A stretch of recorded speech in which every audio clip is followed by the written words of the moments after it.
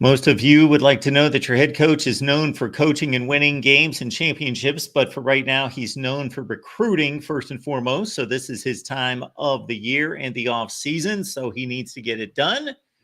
His track record is exemplary. We will catch the latest in regards to official visits and camps and so on from Coral Gables and across the state and the nation with Cam Underwood, State of the U. This is Hurricanes Live, edition number 380. Please pull up and support us here at the Voice of College Football. Tweet it out, do all those good things, get on your text messages, DMs, invite the folks for the next 60. Cam, what's going on? What's up, everybody? What's going on, Mark? Good to be back. Took a week off. Feeling good. Feeling great. So, yeah, man, not a whole lot. Just glad to be here and talking about the Hurricanes as we are wont to do on this here program. So yeah, man. And, I mean, I get that he's not a national championship coach, but, like, I mean, Mario Cristobol is known for winning, his division and, Rose Bowls and, the, no longer existing Pac-12. But, this is a guy that has a track record of success. And kind of, before we even get anywhere, and yes, one of the best recruiting head coaches around. Everybody knows that. That's verifiably true. But there is a history of success with his teams on the field, winning games that I think is maybe being mitigated a little bit. I know that people are going to roll their eyes when I bring up the name, but like, it's a person that I know and I don't have a problem with. But, Bud Elliott of CBS Sports and the Cover 3 podcast, formerly Tomahawk Nation managing editor and things like that. He tweeted something where he said, basically, somebody was talking about Deion getting fired in the middle of the season or something. And Bud quoted that tweet and said, so basically, if you, as I, Bud, believe in Deion, an 8 or 9 win season is totally in the cards. And I quoted it back for everybody. I didn't even DM him or text him. I said, you believe in Deion? To which he replied, well, you believe in Mario. And I'm like, yeah, but those are not the same thing, brother. Like, they're just not, in terms of recruiting, in terms of on-field success and everything. And no, it has not been at Miami to this point or anything. But like, hopefully this is a season that has the success that kind of reminds people like, yeah, I know that he's old school and, wants to run the football even, when we should have just taken a knee. And of course, I saw all the deluge of jokes of, oh, there's going to be a victory formation setting in the college football game. So Miami Hurricanes fans can rest easy with that. And you could, yeah, I know, fine. Like, we'll take that. But like, I think that maybe like we're underrating Mario Cristobal at this point with a little bit of recency bias affecting that. And I just want to put that out there. And I'm not here saying that he's the best coach in the world. There's clearly growth areas and things like that, but just like, I just think it's like, yeah, to like make a comparison between like, if you are believing in Deion or believing it is the same as believing in what Mario Cristobal. If you're believing what Deion is building in Colorado, it's the same as believing what Mario Cristobal is building in Miami. And for a number of reasons, I just think that that's a false equivalency. And I just want to put that out there because I know that a lot of you guys follow me on social media and you might have seen that. And just my initial thought as with your opening statement. Well, first of all, when you bring up the game, and as we've talked to video games in this particular release, that I'm not aware, don't get myself involved, don't play the game or anything like that. But as soon as you stated that about the formation, I thought, I got to think that there's going to be someone who's going to try to recreate that situation, possibly between Georgia Tech and Miami. Absolutely. More pertinent to the conversation. Yes, when it came out of my mouth, the opening statement, I did not state that clearly based on my beliefs and what Right. is consistent with my analysis of Mario Cristobal and has been since the time that we've evaluated him here on this show and on this channel. I would say it this way. Discounting everything he did in the group of five, just focusing on Oregon and Miami. He took an Oregon program that had been elite under Chip Kelly and in that era, but took a dip under Mark Helfrich, who was not a good caretaker after leading them to a national championship game. So he took, and Willie Taggart, so he took a program that was middling at that point, was struggling, and he certainly elevated them. Yeah. Won a Rose Bowl, won a Pac-12 championship or two. Technically won two, even though one was with a 4-3 football team, won a Pac-12 championship in the COVID year. So he won two. And so that would be what I would consider to be a really good job at Oregon on the field. I wouldn't say it was A or A. I'd give him a solid B+ in that range. And I think that that's fair. And I just think that a lot of the chatter recently has been like lower than that. And I mean, like, look, FIU was one of the worst teams in captivity when he took that job, and won a conference or won a division, excuse me, and had multiple guys who played multiple years in the league. Jonathan Cyprian, T.Y. Hilton, and I'm not going to say that it was every single player, but when you have guys of that caliber coming from FIU, like, come on, like, you know how to coach, So yeah, I just wanted to, put that out there. And again, it's been a week since we spoke, or in general. So yeah, in terms of recruiting, hang on, Cam. Excuse me. Just give me one more statement, because go ahead. Let's just very briefly on Miami. If we take away all of the periphery, which is obviously the recruiting, the transfer portal, and any other vibes or indicators you get from him building the program, these 2 seasons on the field for what Miami's recruited talent and the roster composition going into his tenure was. Now, that's not for me the complete vibe or the complete story going into 2024, because I think it's much better than that when you put it all into context and see what he's doing off the field and in the recruiting rankings, in the transfer portal, and they just picked up the best transfer quarterback in the nation. You can't just look at the win-loss. But as somebody once famously stated, you are what you are, the wins and losses, and not good with one game under 500 after 2 years.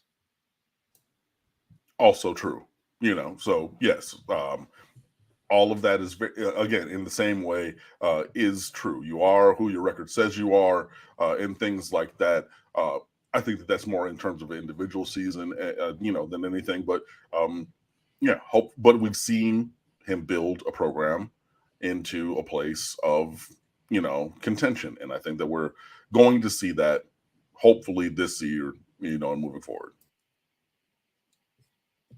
But yeah, now on to recruiting.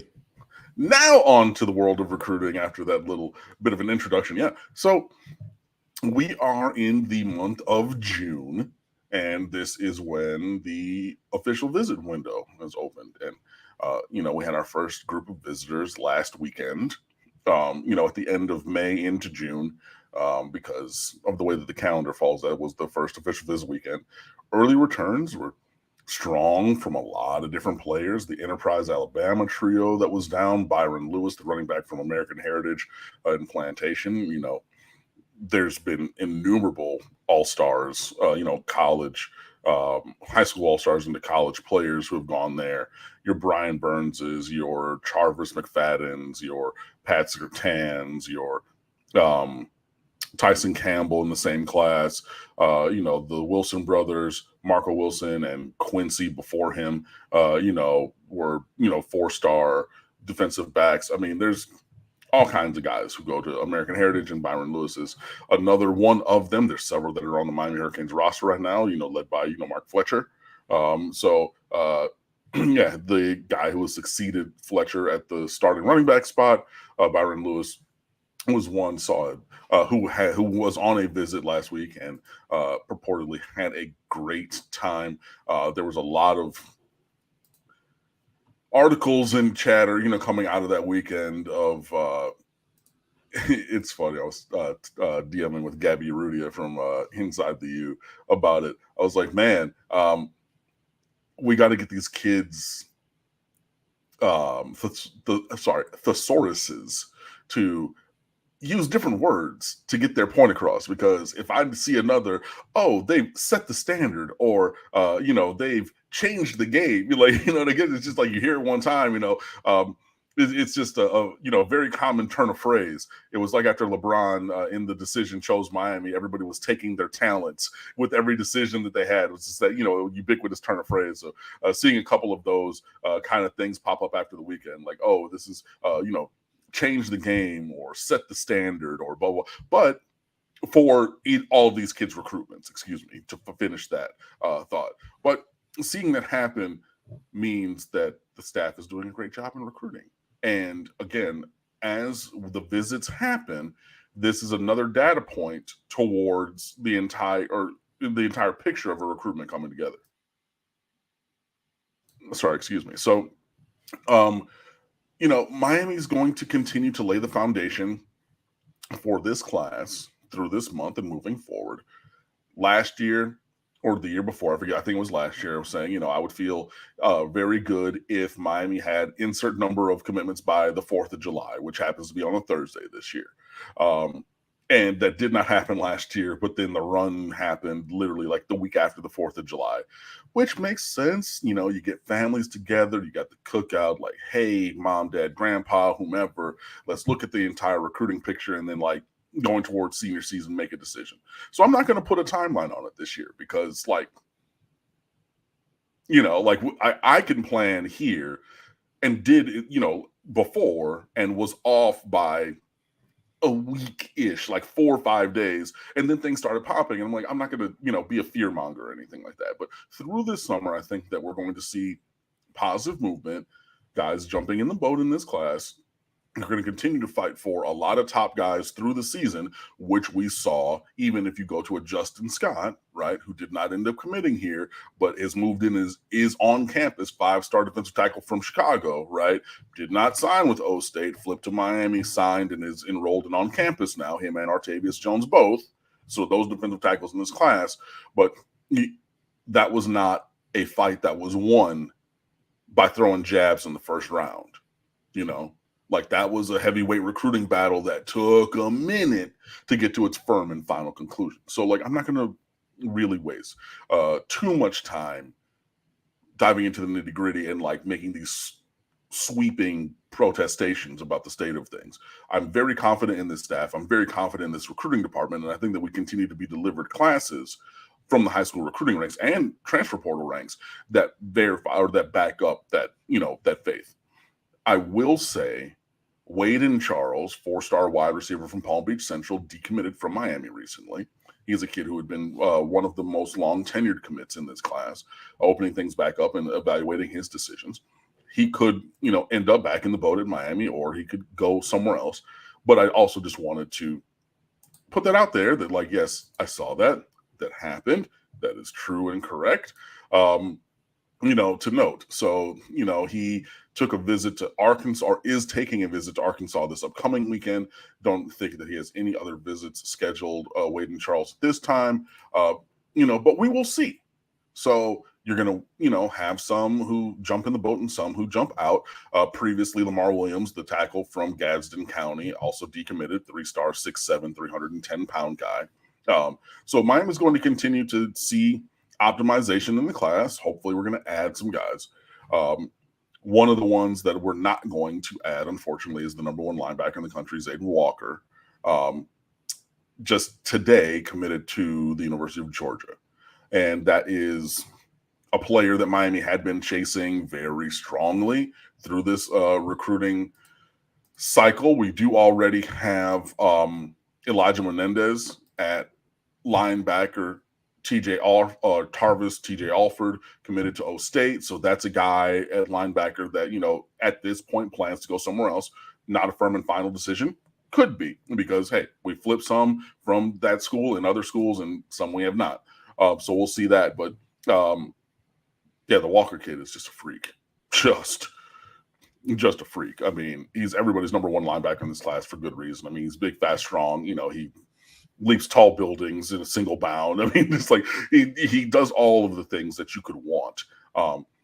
And Miami was engaged, like very engaged in that recruitment. He got him on campus a couple times, I want to say, for unofficials through this process. Coaches going up to Georgia, where he's from, and trying to build that relationship and make a positive impact in that recruitment. And regardless of the positive impact that was made, in the end, he has decided to commit to Kirby Smart's Bulldogs, which, I mean, that's just another monster team that is reloading on the defensive side of the ball, which has been the foundation for their success. Because, yeah, I mean, they've been doing some good things on offense, but really just having capital letters dudes on their defense is really the trademark of that Georgia program right now. And Zayden Walker being the latest addition to that, moving into the next class, will just kind of keep that elite talent train going to Athens. So that changes things, because when you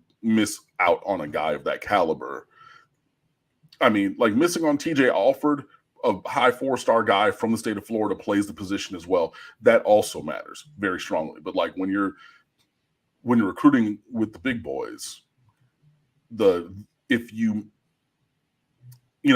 like they Omar said in The Wire, come at the king, you best not miss, right? So you're going for that number one guy, right?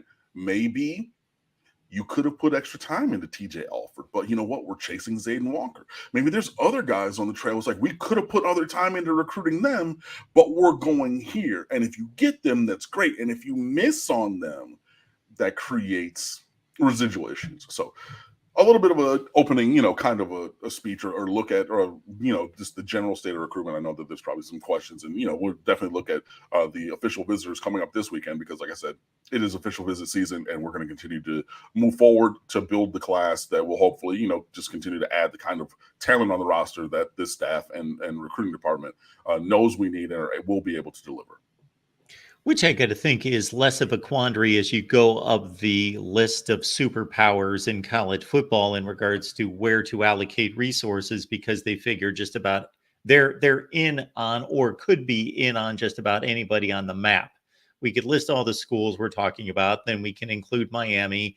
Also Miami, because of the proliferation of the talent within the state. Whereas if you insert school Mississippi State, Missouri, Kansas State, whomever, their allocation of resources based on what they're able to get, still trying to win football games, have a really good program, but also weigh what's reasonable. I got to think they really wrestle with those kind of situations. Oh, yeah. No, they definitely do. And you have guys like, thinking specifically Missouri, Dorial Green Beckham, the wide receiver who was number one in America, right? Luther Burden from East St. Louis, Illinois, which is Jeff Thomas for Miami Hurricanes fans. Same town. It is across the state line in Illinois. But like, hey, these are guys who are like, they went all in and like, hey, we need to get this guy. In their case, they got both of them. But there have been other cases where like, yeah, they don't. And then like it's okay, like that's a huge hole on our roster now, not only for this year, but for a couple of years now, moving forward. So yeah, you really just have to look at it. And I mean, Miami has the resources to be a recruiting power. And I think that we are, if you couple the structures in place and the tenacity of the staff in recruiting with like, a championship kind of season, even if that is a conference championship and not a national championship, like you should see, I believe like Miami should easily be able to deliver top 5 recruiting class or top 3 this cycle. But there's still work to be done. There's still a ways to go to get there. But I believe it to be possible. Falconer TRX, appreciate you leading us off as is customary. Thank you so much for that. Falconer coming back with this one.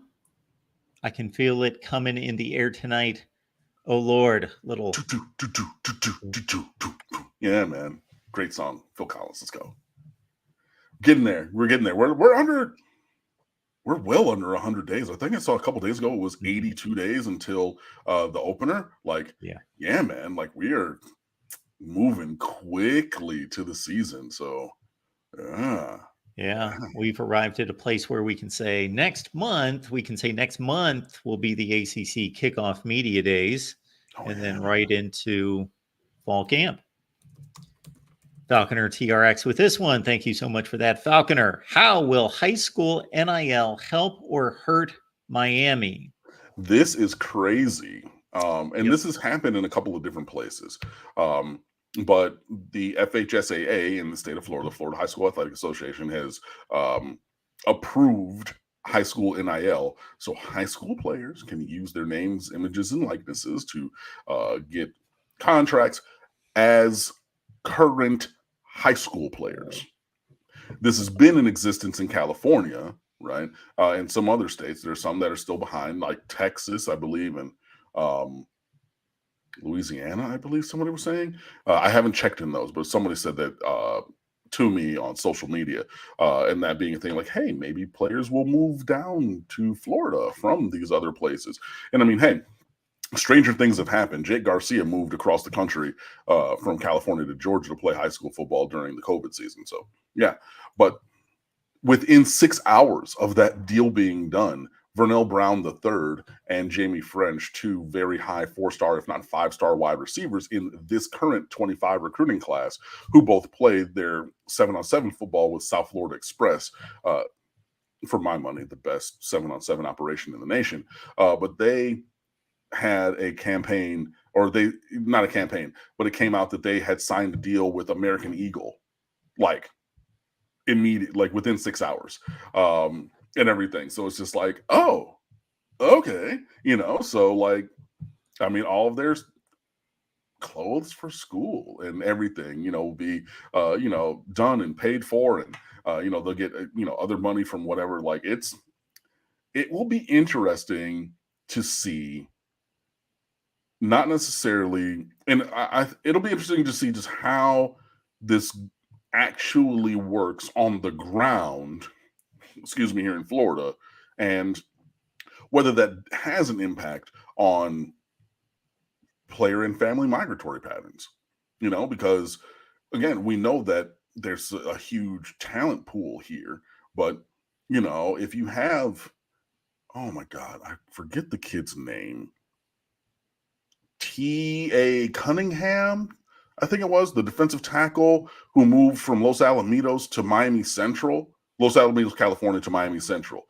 There were another couple of dudes. There was a big quarterback who had moved from Texas to play at Central as well. 4-star type kid, like 6'5", 230. And there were some other kids who like moved around places and whatnot. But does the presence of high school NIL help or change the landscape in terms of players and families moving to places to take advantage of that in the immediate term?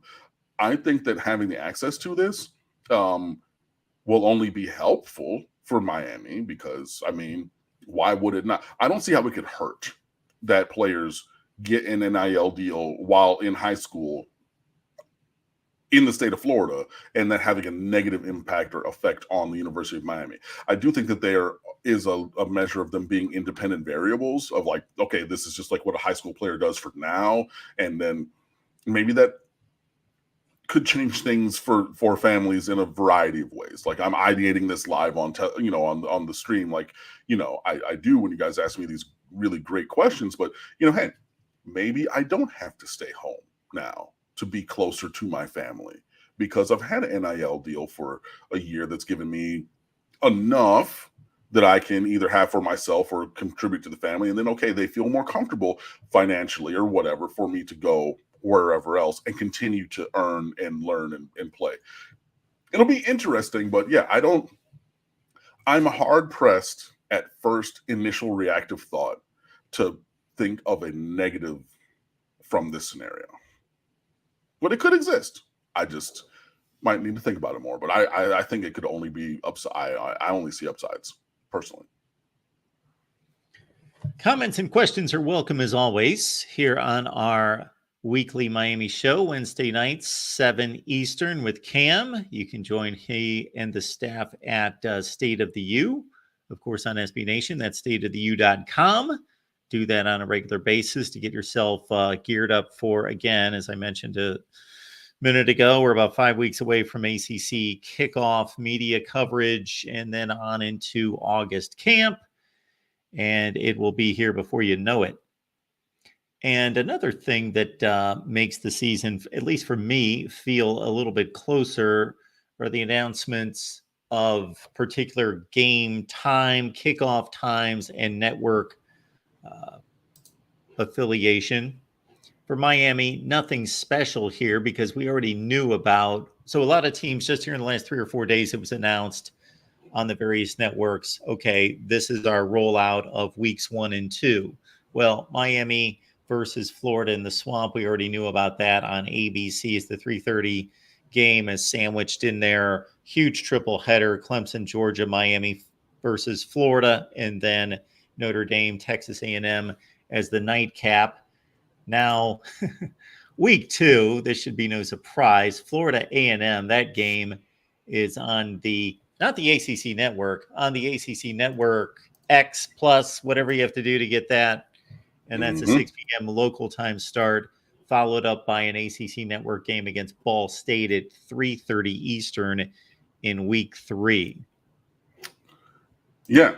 So, I mean, just the kinds of times and coverages that you expect after, the opener being the creamy filling in that opening Saturday sandwich and everything. And then, FAMU, the annual HBCU buy game. It'll bring out all the alumni associations from the FAMU, from Florida A&M University in South Florida. They're going to come out and stay through halftime, watch the band, and then it'll just be a big cookout. And Miami will win by 7 to 12 touchdowns or whatever it is. Ball State, 3:30 ACC network. Okay, cool. They're holding the time for the UCF game at present, and we'll see. I think when was that Alabama game that they played last year? When did that kick? Did that kick at 3:30? I believe that was the 3:30. Yeah. Yeah. And they're also, I'm sorry, I was trying to recollect when they scheduled. They are playing a home and home series, so they go to Alabama in Tuscaloosa this year, but I don't recall that one. I think it's a night game, but anyway, 3:30 at Raymond James Stadium. So USF loading up on Miami and Alabama in non-conference play. Yeah, so I just bring that up to say that their big out-of-conference game with a large name program. I mean, I know that current iteration of Alabama is better than Miami, but still, it's the name and all of that. Last year was a 3:30 kick, so we'll see if that's that or sometime in the evening. And then the ACC opener the next Friday against the Virginia Tech Hokies at 7:30 on ESPN. That Friday, September 27th. That is so going to be a short week, but also gives an extra day for travel to go cross country the next week, as you're seeing to the Bay Area to go play Cal. And then we'll find out about that. Interested that Virginia Tech game is probably one of the 3 toughest games on the schedule. I know that they're building and coming up. They got that quarterback Kyron Drones, and they kind of figured out, hey, this is how we run offense with him. And they did a little bit of work in the transfer portal. They addressed some specific issues and areas that plagued their team last year. So that'll be interesting. So yeah, but I mean, 7:30 Friday night. I know that again, it's one of those things where it's like, yeah, we want Friday night to be for high school football and everything. Thursday and Friday night, especially in Dade County, because they play at parks and stadiums, not on campus in Dade County, just because space is limited. So they, go to like Harris Field or Traz or something like that. But it'll be interesting to see how that one goes early. But yeah, you got all those, times starting to roll in and things. So like, I am a person who, I don't have it. Oh, yes, I do. Yes, I do. Sorry. I keep an actual calendar. as well as my online calendar. So like I'm literally starting to go through and I'm writing in, okay, like, you know, for when the calendar flips over from my current one, which is underneath my desk station right here, of okay, like this week is the game, this is the time, and you know, you all are able to do the same thing. I actually even got an email that American Airlines is selling college football plane tickets around you know, for like throughout the season already. So like if you're like, hey, I'm thinking about going to such and such a game, or you know, whatever, if your 20th year college graduation reunion weekend is this year and you're trying to collaborate with your friends from you know, college, as I happen to be. Several of them do not live here anymore. So we're trying to collaborate, you know, commiserate on some of those things. And for everybody, you know, listening, I mean, not saying that it's the same thing, but if you're trying to go to Cal, if you're trying to go to any of these games or any non-Miami game throughout the fall, I do believe that entity and organization that I mentioned previously, because I said it once and they're not sponsoring me, so I'm not going to say it again, is doing a flight sales already for those things. So yeah, start marking your calendars and everything. And yeah, if you scroll back up, Mark, just to the first, like, was that 6 games? Again, this should be 0 losses, maybe 1, but no, it should be 0. And definitely 0 losses in the month of August, because no, sorry, 0. But yeah, you're starting to just get clarity on that. You know, this team has to be working towards greatness, and this is the schedule that stands before them. And in terms of comparison to a championship caliber team, whether that's conference, division, you know, national, whatever, this is a pretty light schedule. Again, your major opponents that have been thorns in your side and some of the better teams in this conference, you do not play. SMU with Rhett Lashley, you do not play. North Carolina, you do not play. Clemson, you do not play. I know that we beat them last year and everything, but, you know, it was a very close game, though, but we did win. But you do not play those guys. And then NC get a lot State. of them at home. NC State also. So, you know, 4 of your presumptive top 6 teams in the conference, you do not play. Again, the path is laid bare. It is incumbent upon this team to do what needs to be done and go out there and win games. I do not know how many more times I can say it. So the team should be 4-0 entering this ACC opener against Virginia Tech. A lot of people don't like the Friday night games, but me as a college football connoisseur, just wanting to know, just to enjoy the games, gather information, gather insight, all of that.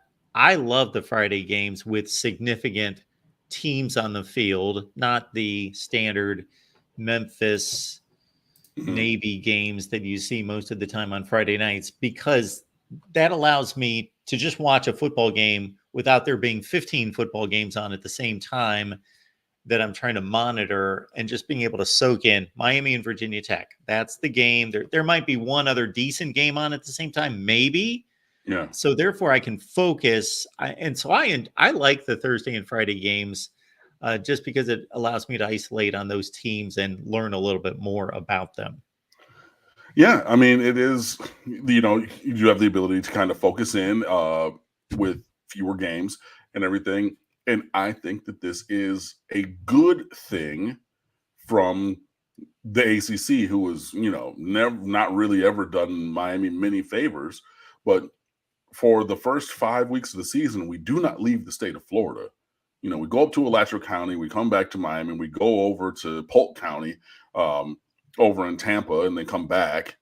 And then, you know, we're in Miami Gardens. So we don't leave the state of Florida, but then you give us an early game by a day to facilitate a bi-coastal, you know, like bi-coastal trip. Like you're going from Miami to outside of San Francisco. Like I have a great friend who's one of my friends who we're trying to coordinate this 20-year college reunion thing named Mark. And Mark and his lovely wife got married, and they live out in California. He went to Stanford for some kind of engineering that doesn't make sense to me, and does artificial intelligence and all kinds of stuff that, like, I understand at a surface level, but he's probably one of the 3 smartest people that I know. But yeah, so I flew from Miami direct to SFO, bro. That is a long freaking flight. But the ACC said, hey, we know that you're going from all the way on the bottom, all the way over there. So we're going to give you a game a day early to facilitate that travel on the next week's schedule to build that in. That's pretty awesome. And I know that we've had a bye week, or we have an extra week in this season, so every team gets 2 bye weeks. But I've been screaming on here for years to move Miami's bye week off of week 5, because the previous few years it's been play 4 games, have a bye week, play 8 games. And I was saying, once the ACC did that, they were just continuing to do that, and it never did Miami any favors. But even with this, you play 6, then you're off, then you play 4, then you're off, then you play a couple, is such a better structure to and flow for a season. I love it personally. And yeah, I think that this, schedule is easily traversable, and Miami should be able to win games. But, Mario Cristobol and staff and crew and team and everybody need to go out there and do it. I don't know, and it may show on this graphic, the source of these ACC Championship odds. However, these just came out this week, and so they were reported by a number of sites. So obviously they're coming out of Vegas. Mm-hmm. And there were odds that came out earlier this year, this offseason, in which Miami, Clemson, and Florida State were virtually tied, not just in terms of the over-under win total projection of 9.5 for each school, but the odds that you would place a bet for either each one of those teams succeeding that total or falling short of that total were virtually even, showing it to be a dead even race according to Vegas. However, according to, again, I'll try to find who this is coming from exactly, that was released just a few days ago, Florida State at plus 270. So folks, if you do not gamble, I do not encourage it, but if you enjoy it or want to slip a dollar or two out there from time to time, that means that if you wagered $100 on Florida State and they in fact won the ACC championship, that you would gross 370 or would net 270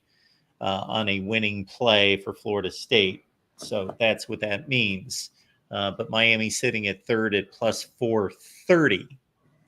Yeah, that seems to be pretty accurate. I'm not going to say whom, because we're sponsored on State of the U, or there's a odds provider that we are partnered with over there. I'm not going to say who it is because they're not partnered with us over here, but that partner has Florida State plus 280, Clemson plus 330, and Miami plus 425. So pretty similar numbers, it seems, across different books at this point. But if you again go into it, right, and we just can stay right there, Miami plays Florida State, not Clemson, plays Louisville, not NC State, yes, Virginia Tech, but then, either no or you have super duper long shots, so but again, Miami has played down to and below the level of their competition before, so long shots do win games. But in terms of the top odds, you play one of the teams in front of you, and then one of the teams who's slightly behind you, and then that's it. And then there's a big leap from NC State to Virginia Tech, which is why I'm just talking about the ones that are plus 600 or lower. So yeah, again, just the odds are in the favor, the schedule's in the favor.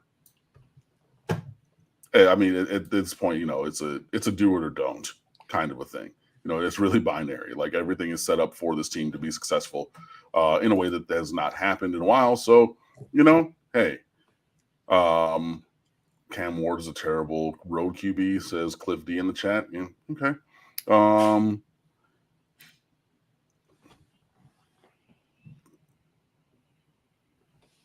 Mr. IGS in the chat, do you think UM's schedule can hurt them from getting into the playoffs? No, I don't think so.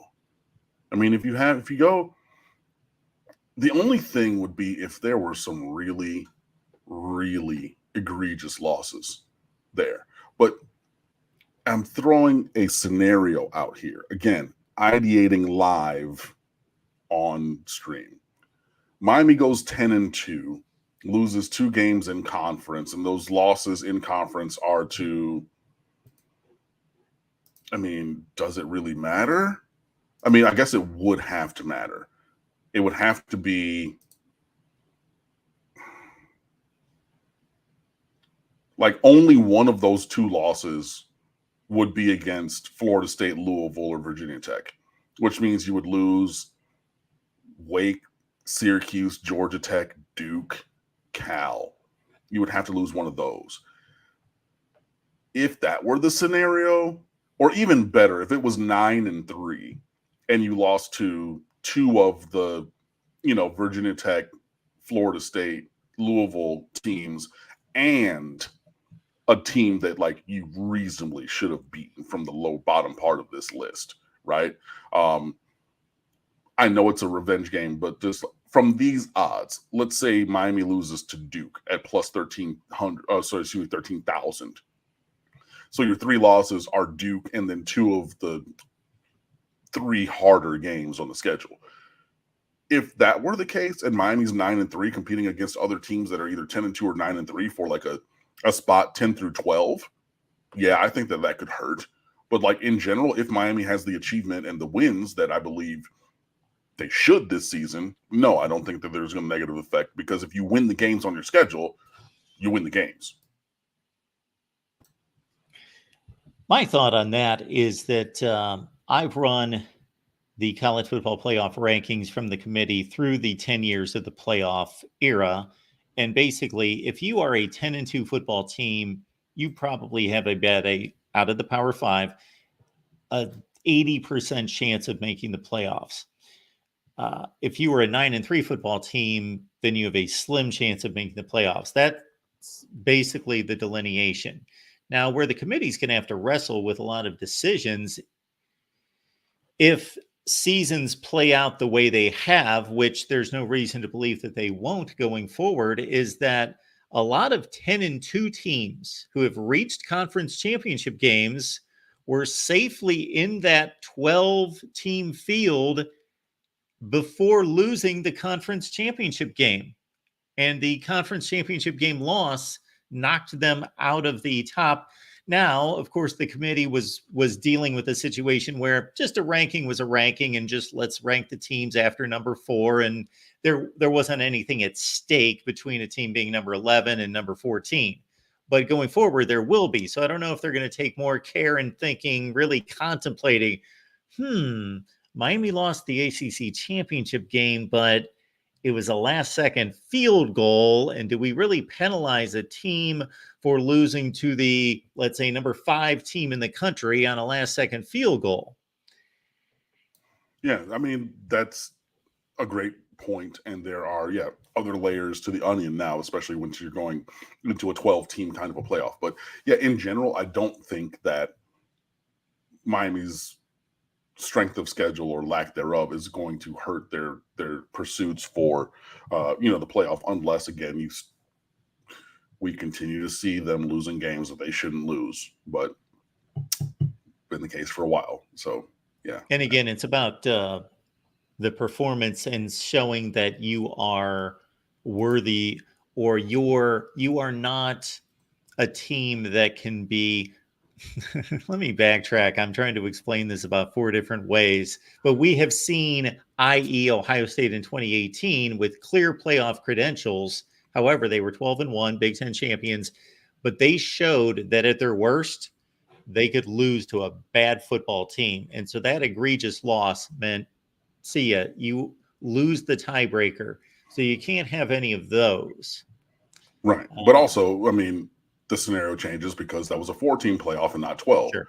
So in a 12, like, okay, yeah, now their ranking might be lower. And like, that's where I'm talking about, different layers to the onions and different things that will come into consideration, because you're going to be splitting hairs between what does my 10-2 look like and what does your 10-2 look like? Sure.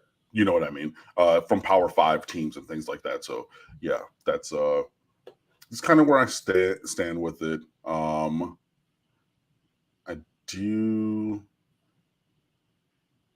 We do have a super chat from Slug Bruce in there if you want to throw that one up, because this is a good question. Before we grab it real quick, as it pertains to these odds, the couple of things that stand out to me is that Louisville and NC State are on their own tier. That seems it's just an oddity, because I thought Virginia Tech was gaining a little bit more steam and respect, tons of returning production. You mentioned the quarterback coming back, that they would be closer to Louisville and NC State. Next is that SMU, as a team coming in from the group of 5, is as high as they are at 1,800. Of course, we know Rhett Lashley doing a nice job there, and they just went through an undefeated conference schedule last year. North Carolina, now they would typically be right about Miami, Louisville range. Mm-hmm. Wow. They're not even close to SMU. Right. And I mean, that's really just emblematic of having had 2 first-team all-conference quarterbacks back-to-back, and then now they have, who knows? I mean, even going into his first year starting as a redshirt freshman, like, Jesus, Drake May, was kind of thought of as being a very high potential prospect. But this, whoever takes over at quarterback does not have that cachet with them. I think it's going to be Max Johnson, the LSU/Texas A&M quarterback. Oh, Mark Richt's nephew. Good for him. And then Stanford. To magnify this, Wake Forest has, in Vegas's eyes, twice as good a chance of winning the ACC as Stanford. 50,000. Yeah, I mean, but hey, imagine if it hit. It won't, but hey. All right, coming in with a super chat, we've got Slug Bruce. Appreciate you doing this and being here. Do Miami have the roster to compete for a championship this year? The answer is yes. Now, there's levels of championships. There's, no longer divisions, but, making it to the ACC Championship game, so being one of the regular season co-champions, if you will, and, excuse me, winning the conference and going from there. I believe that, yes, this roster is in the place to compete for championships this season.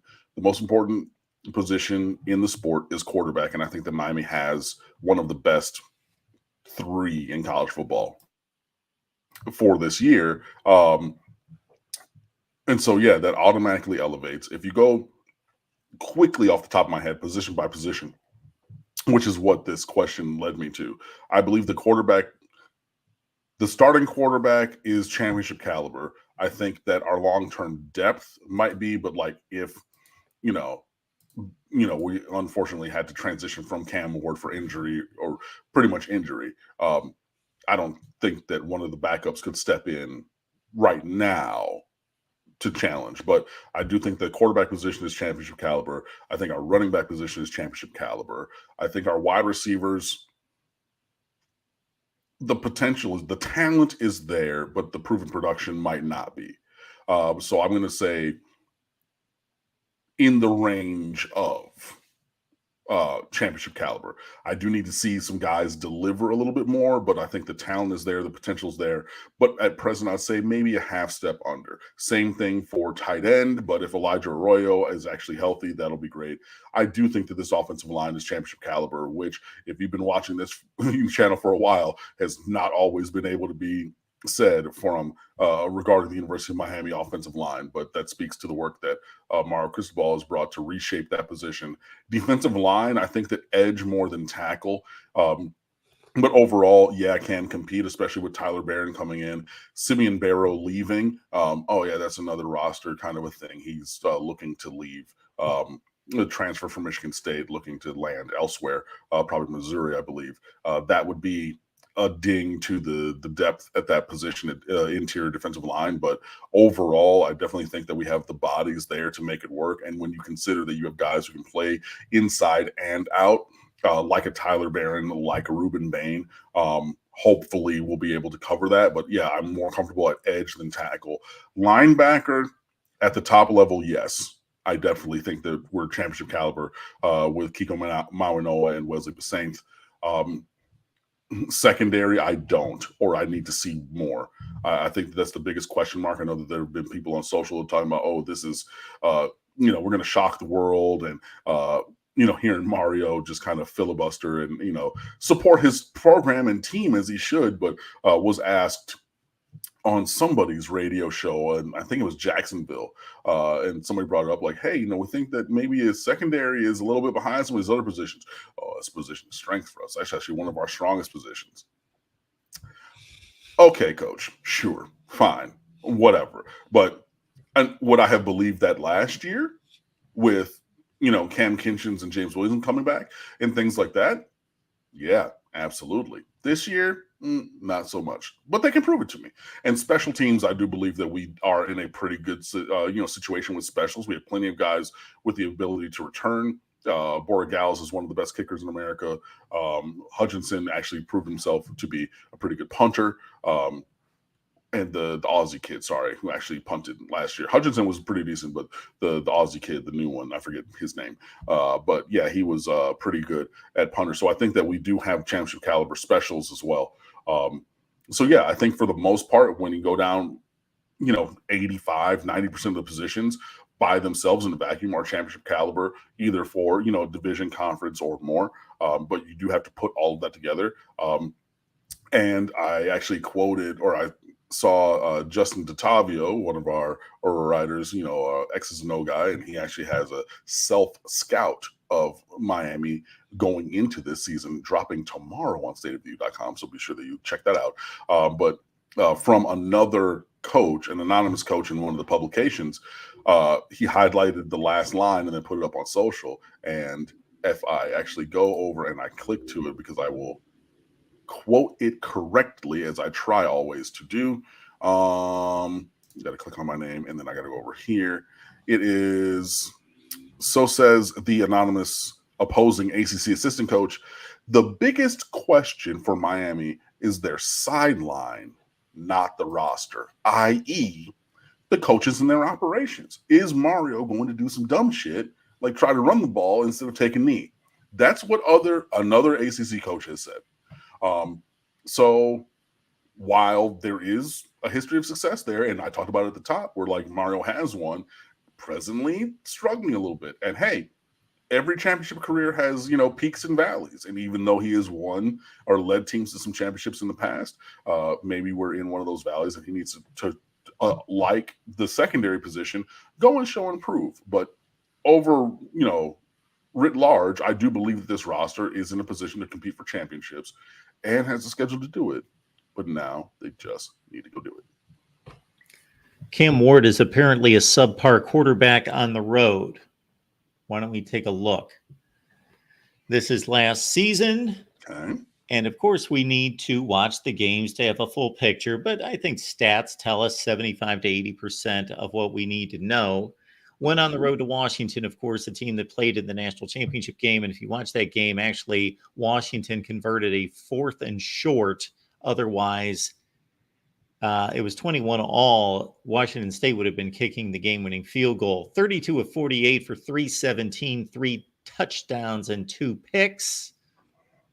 Seems sacked like 5 times, but like, and that's a rivalry game too, because he was at Wazoo, if you don't remember. So, that's a huge one. You're throwing out the records and everything. Obviously, you want to see a win there, but like that seems to be pretty darn good.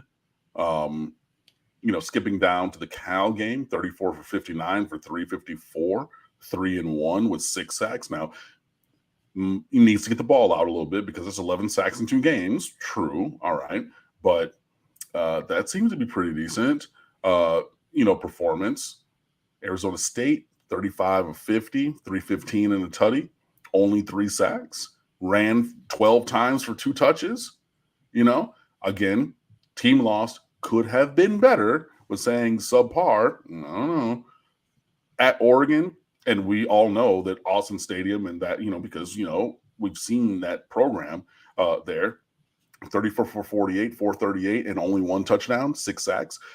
Again, we do want to see a couple more, touchdowns in there, a little bit more efficiency pushing the ball down the field, 6 sacks again. So a big game against a physical quality opponent. Maybe Wazoo wasn't the greatest offensive line, but you want to see that getting lower. But okay, that's another strong performance. Now, you look at the UCLA game. That's a performance that is, sorry, we're going to spend more time after practice watching film on the practice field, working with receivers. 19 of 39 for 197, under 50% completions, 1 touch and 2 interceptions and 3 sacks. That's one where we can say, But, and again, Colorado State to begin the year, 37 for 49 for 451, 3 tutties, no picks. So one game of substandard quality.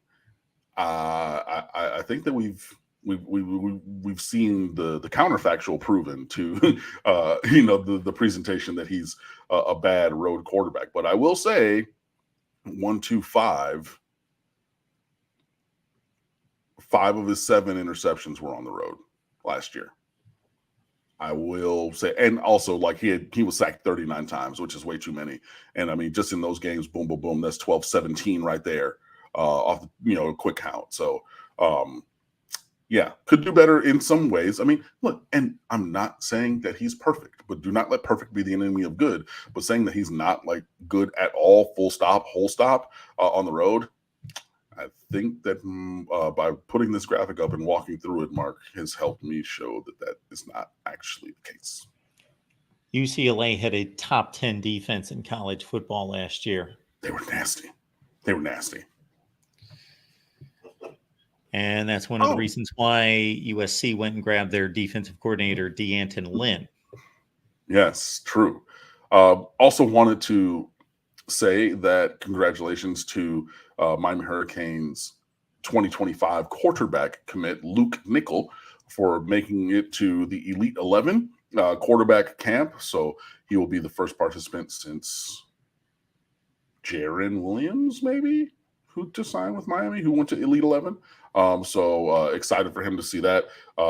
And his Milton High School team also just continues to win championships. So they won the state championship in Georgia last year, running through a pretty tough gauntlet and dispatching at least 2 teams who are thought to be higher title contenders than they. So, slaying some dragons along the way, but then also winning the team championship at Georgia Tech's camp today. So, hey, our incoming quarterback continues to throw dots, continues to develop, and continues to lead his team to championships. And before you poo-poo that, imagine that he hadn't, right? Imagine that, okay, his team goes to Georgia Tech and some unknown jabroni from unknown Jabronieville, Georgia, leads their team. And then it's, what's Luke Nickel doing? He's playing there and he's not able to deliver. I'm not saying, again, that this makes him a perfect player. I'm not saying that it is like the most impactful thing. But again, multiple data points start to point to the fact of like, maybe this kid has something. He continues to lead teams to victory and hopefully will continue that when he comes to Miami. Speaking of Luke Nickel coming to Miami, he and several other top recruits are going on their official visits to Coral Gables this weekend. I'm not going to read you the whole list, but of note is top 10 overall defensive lineman Elijah Griffin from Savannah Christian Prep, 6'5", 285 at the defensive end. There's a linebacker committed to Georgia, Jaden Perlott from Buford, Georgia, a legacy program in the state of Georgia. Another couple of players, Joshua Moore, wide receiver from West Broward, Gavin Nixon, linebacker from IMG Academy, Jalen Matthews, a massive offensive tackle from New Jersey, and others as well. So we will continue to, just track those things. But as Luke has led his team to success on the field. Hopefully, he will help the Miami Hurricanes, continue to have success off the field in recruiting and build the kind of class that we need to compete for championships consistently moving forward. When you shop Amazon, please use the link in the description section of this video and all the videos. If you grab that Amazon link, it helps us grow and build the channel. It doesn't cost you a penny. You can contribute financially, but it doesn't cost you a penny. That's the one way you can contribute that way without it costing you. Did I say a penny? Yes, I will say it a third time. And also, Shame Shopping Experience. State of the U this week. Yeah, man. So we had a retrospective of another, unfortunately, terrible baseball season that went up the other day. Mike Schiffman wrote a really great piece about the opener being potentially Miami's biggest season opener since 2001. Maybe you should read it and go. I read it. It is incredible. He gives a very strong case. You should check that out. And I've been talking about it, but I haven't been writing about it. But Justin DeTavio did. It looks to him that playing with the U in the upcoming EA Sports College Football 25 be a lot of fun. And he lays out those reasons there on State of the U. And like I said, his self-scout, Justin DeTavio, Iron Man Football, our resident X's and O's guy, his self-scout of the Miami Hurricanes going into this season hits the website tomorrow. So if you're watching this live, hey, just know 9 a.m. tomorrow, bang, as you start your workday, you can do that. Or check in anytime. But that's going to always a great piece. We have other great things coming for you. Over at stateoftheu.com. So, please come and fan with us. And we will be there as we are 79 days. I just saw that when I was looking up the odds from the opener. Just racing by and everything. And previewing, actually, I'm going to handle this super chat, and then I'm going to give you this preview. Falconer TRX chiming in. Miami gaining depth is the biggest improvement possible. Yes, because you're going to need to lean on that depth from time to time. Guys will get injured, guys get dinged, hey, you get a stinger or whatever in and out of the lineup, rotating guys, offensive line, defensive line, especially on defense. But yeah, building that depth, super important. Appreciate the super chat. But yeah, the last thing I was going to say, previewing the next couple of weeks, we will be here next week. But the week thereafter, I will be enjoying tropical paradise somewhere else. So I will tell you when I get back, because it's just a good practice not to let everybody know your moves in real time. But next week, we're going to have a great show, another great conversation, a great community with everybody. The week thereafter, I myself will be kicked back on somebody's beach in some other location, and I'll let you know about that when I get back. But just want to let you guys know, it's always great to be here. Great to see you, and I'll see you soon. Next Wednesday, 7 Eastern with Cam and myself. Cam, have a great rest of your week. Yeah, you guys do the same. I'll talk to you soon.